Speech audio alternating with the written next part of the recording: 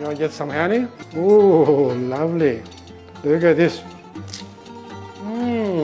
I can feel it. The honey, the filo very crispy. So yummy.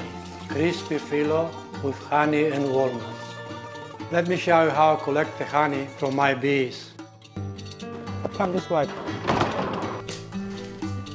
I'll go there that way and I put the smoke on. Come with me, you can stand where. Don't film yet. Come. Yeah, just start back a bit now.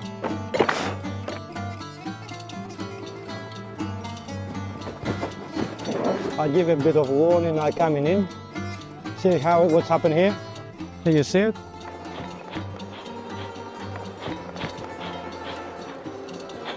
As you see, I got 1, 2, 3 apartments. The 2 of them is full of honey. See what's happening here, Timmy boy? There's the honey coming out. You shake it. How long does it take them to make one of those? Well, this time of the year, probably 1.5 months. Oof.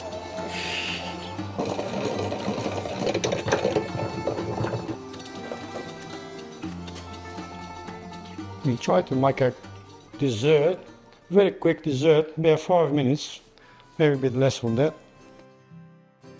Make sure you put plenty of butter so the filo got nice and crispy. Because got nothing else that filo, just flour only. Yeah.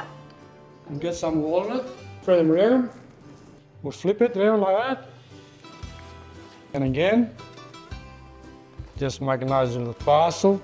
And then show you how to cook it, of course. I'm doing this for the last 15 years. And my wife loves it too.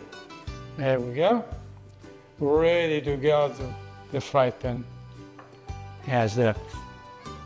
Let it warm up a bit. How long are we going to leave it in the pan? About 3 to 4 minutes. There we go. When it starts puffing up, it's ready to turn it. There we go. Nice and crispy. Now turn again once more. See how fluffy now? Beautiful.